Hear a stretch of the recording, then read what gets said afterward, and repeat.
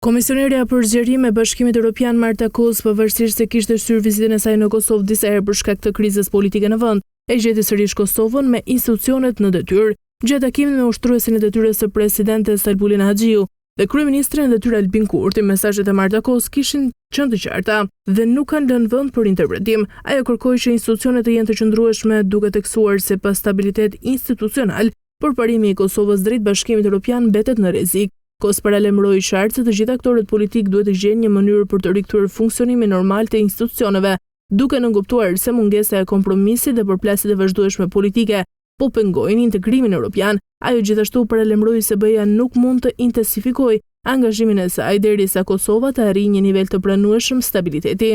Kos vlerësoi potencialin evropian të Kosovës, por theksoi se çdo hap përpara në këtë drejtim është i lidhur ngushtë me aftësinë e politikës për të kapërcyer ndasitë dhe për të garantuar funksionimin e institucioneve dhe se interesi i bashkëpunimit të Bashkimit Evropian me Kosovën do të rritet vetëm kur këto kushte të jenë përmbushur plotësisht.